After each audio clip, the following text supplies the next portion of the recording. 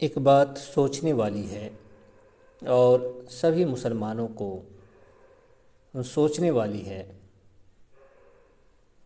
कि हिंदू धर्म के मुताबिक जो आज मैं दिखाऊंगा वो बहुत ही ज़्यादा समझने वाली बात होगी कि हिंदू धर्म के अनुसार एक ऊंची जाति का हिंदू मर्द निचली जाति की लड़की से शादी नहीं कर सकता है। शादी अगर कर लिया तो बहुत सारी खराबी आएगी। जात से बाहर हो जाएगा, धर्म से बाहर हो जाएगा। पतित, कई जगहों पर पतित का शब्द आया है। इसी तरह से वो नर्क का भागी होगा, ये बात भी कई जगहों पर आई है। तो इस तरह की बातें आई हैं। और ये भी बात आई है कि किसी भी सूरत में कितनी भी मजबूरी हो, सारी दुनिया से लड़कियां ख़त्म हो जाएं, सिर्फ एक लड़की बची हो, ज़रूरत भी हो, कुछ भी हो, तब भी शादी नहीं कर सकते हैं शूद्र औरत से।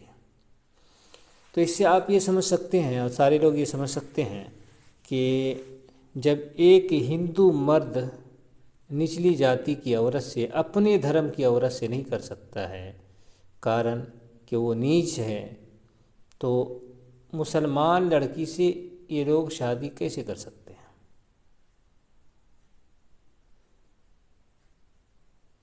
मुसलमान तो इनके अनुसार मलेच्छ होते हैं। मलेच्छ तो और सबसे ज़्यादा गंदा हो, इनके अनुसार है, इनके मुताबिक है। और आप डिक्शनरी में देख लें, लुगात में देख लें, तो यही लफ्ज़, यही माना निकलता है। तो अब आप देखें कि जब अपने लोगों से, अपने धर्म की लड़की से शादी नहीं कर सकते हैं, तो फिर दूसरे धर्म की लड़की से शादी इन लोगों की कैसे हो सकती है? फिर शादी के अंदर बहुत सारी चीज़ें आती हैं इनके यहाँ, जिनको अपनाना ज़रूरी होता है। तो ये बात भी ख्याल के अंदर रहे। अब आगे देखते हैं कि ये लोग फिर इस तरह का क्यों कर रहे हैं, इस तरह का काम क्यों कर रहे हैं। बहुत सारी वीडियो है, आप देख सकते हैं कि जिसमें ये लोग मुस्लिम लड़कियों को अपना शिकार बनाना चाहते हैं। तो याद रखें, ये बात क्लियर है और कई जगहों पर ये बात लिखी हुई है कि हिंदू धर्म के अंदर खुद वशिष्ठ ने लिखा है, नारद स्मृति के अंदर ये बात आई है, मेरे ख्याल से बौधानिया धर्मसूत्र के अंदर भी ये बात आई है कि एक ऊंची जाति का मर्द निचली जाति की औरत से शादी तो नहीं कर सकता है, लेकिन अगर उसके साथ संभोग करना चाहे, सेक्स करना चाहे, तो इसकी इजाज़त है। इस तरह की बात आई है। और ये बात प्राचीन भारत में शूद्र, इसका उर्दू तर्जुमा है कदीम हिंदुस्तान में शूद्र। तो इस यही किताब है रामचरण शर्मा की शायद। तो उसमें ये बात आई है कि वशिष्ठ के अनुसार, जो राम जी के गुरु थे, एक शूद्र औरत से शादी तो नहीं हो सकती है, लेकिन बतौर दाश्ता के, दाश्ता कहते हैं रंडी के तौर पर, वैश्या के तौर पर उससे सिर्फ संभोग के लिए उसको रख सकते हैं। तो ये बात वहाँ भी आई है। तो जब धार्मिक पुस्तकों के अंदर ये बात आई है, इसकी इजाज़त है, तो फिर ये लोग इस तरह के काम करने से नहीं चुकेंगे। और मुसलमानों को जलील करना और इस तरह के काम करना जिससे मुसलमानों की को ज़िल्लत हो और एक तरह का ये हो, तो ये लोग इसको शौक़ से करते हैं। बस इतनी ही बात है। तो ये लोग सिर्फ इज़्ज़त के लुटेरे हैं। किसी भी सूरत में ये लोग मुस्लिम लड़की से शादी नहीं कर सकते हैं। अब देखें, वो थोड़ा सा आप देख लें कि क्या कहा गया है और कितनी ख़तरनाक बात कही गई है ऊंची जाति ब्राह्मण के लिए, कि अगर वो निचली जाति की लड़की से शादी कर लें। अब आप तसव्वुर कर सकते हैं अगर इससे बरखिलाफ़ सूरत हो जाए तो क्या होगा। तो अगर लड़की ऊंची जाति की हो और लड़का निचली जाति का हो, तो कई जगहों पर तो ये बात आई है, खुद गौतम धर्मसूत्र के अंदर, मनुस्मृति के अंदर और कई स्मृतियों के अंदर, कई पुराणों के अंदर ये बात आई है कि फिर उस निचली जाति के मर्द को कैसी सज़ा मिलेगी, तो कहीं पर ये लिखा है कि उसको चटाई में लपेट करके और फिर धुआं दे करके उसको ज़िंदा जला दिया जाए। इस तरह की बातें आई हैं। अब देखें क्या है, यहाँ से हम पढ़ रहे हैं, आप सुने। यहाँ लिखा है मंत्र 6 में अध्याय 4 था, शायद कि 4 ही है, अब देख लें। 4 है। मंत्र कितना है?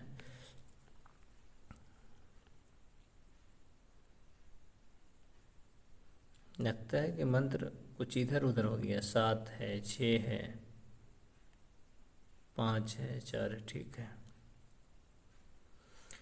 यहाँ 6 से हम पढ़ते हैं कि ब्राह्मण 3 पत्नियां रख सकता है, क्षत्रिय 2 पत्नियां, वैश्य और शूद्र के लिए एक ही पत्नी कही गई है। ब्राह्मण के लिए ब्राह्मण, क्षत्रिय और वैश्य कन्या से विवाह करने का विधान है। क्षत्रिय और वैश्य कन्या से क्षत्रिय को विवाह करने का विधान है। वैश्य को पत्नी वैश्य कन्या ही हो, वैश्य की पत्नी वैश्य कन्या ही हो सकती है और शूद्र की पत्नी शूद्र कन्या कही गई है। तो ब्राह्मण 3, क्षत्रिय 2 और वैश्य और शूद्र को एक ही पत्नी पर रहना है। आज आप देखें पूरे हिंदुस्तान के अंदर सारे लोग, ब्राह्मण भी और क्षत्रिय भी, ये शूद्र बने हुए हैं। और शूद्र क्या करते हैं कि 2-2, 3-3 शादी किए हुए हैं। बड़ी गजब की कहानी है। अब आगे की बात देखें क्या है। आगे जो बात आई है वो आप देखें। आगे है कि आपातकाल में भी, मुसीबत के ज़माने में भी द्विज को शूद्र कन्या को पत्नी नहीं बनाना चाहिए। द्विज के अंदर ब्राह्मण, क्षत्रिय, वैश्य, ये तीनों जाति आ जाती हैं। यानी ये जो 15% लोग हैं, इनसे कहा जा रहा है कि किसी भी सूरत में इससे शूद्र औरत से शादी नहीं कर सकते, क्योंकि उस पत्नी से जो संतान उत्पन्न होती है उसके लिए कोई प्रायश्चित नहीं है। कोई प्रायश्चित नहीं है का मतलब कि वो बच्चा शूद्र कहलाएगा और वो किसी भी सूरत में वो बच्चा फिर इंसान नहीं कहला सकता है।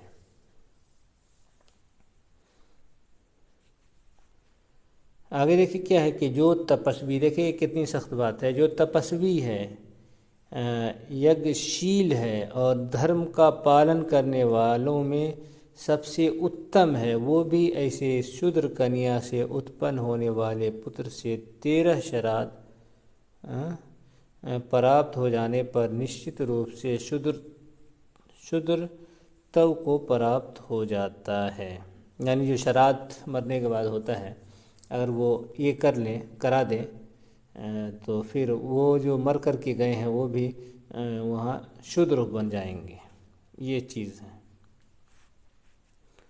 और आगे देखें आप,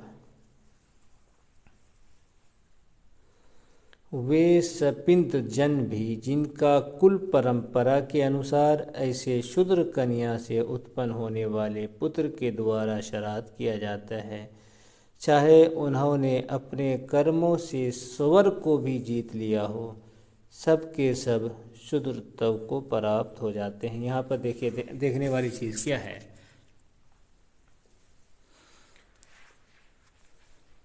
कि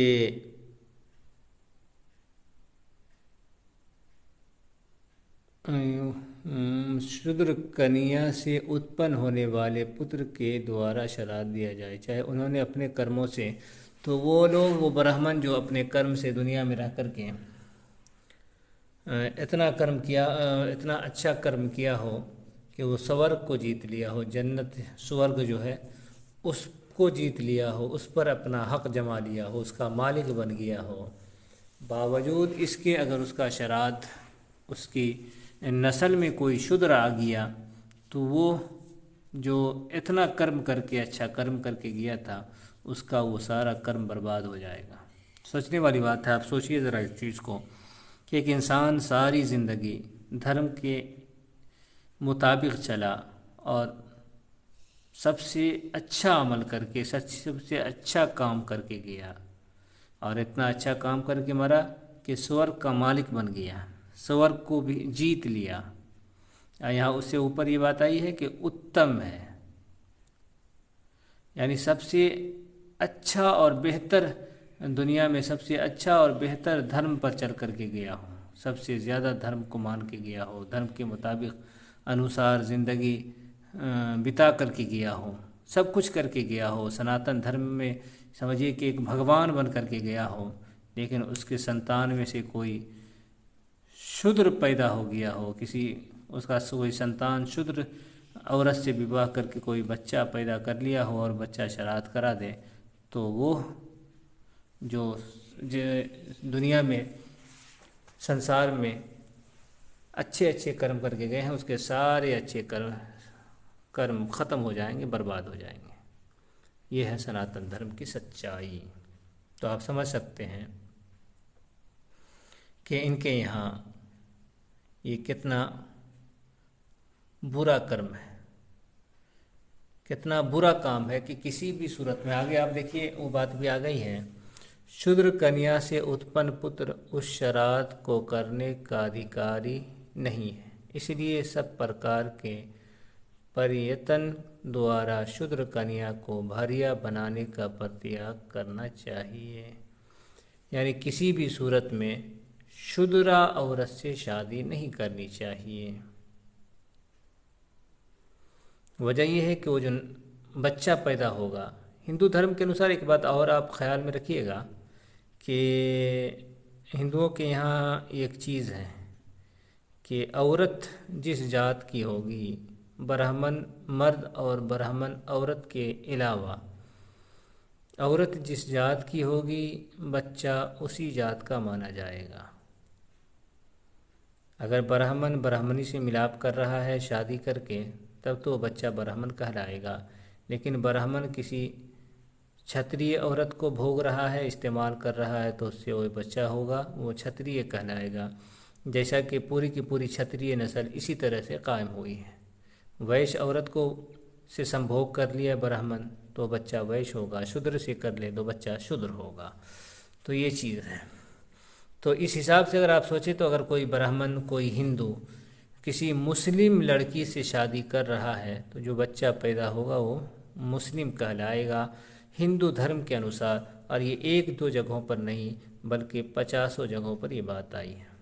लेकिन मामला ये है, हालांकि जो पढ़े लिखे ब्राह्मण है वो इस बात को समझते हैं, मानते हैं, इसलिए वो किसी भी सूरत में इस बात को स्वीकार करने को तैयार नहीं है। लेकिन बाज़ लोग हैं जो धंधा बनाए हुए हैं, और अक्सरियत ज़्यादातर सनातन धर्मियों की में वो लोग हैं जो सनातन के सा से भी नावाकिफ़ हैं, कुछ नहीं जानते हैं, तो वो लोग इस तरह के काम करते हैं।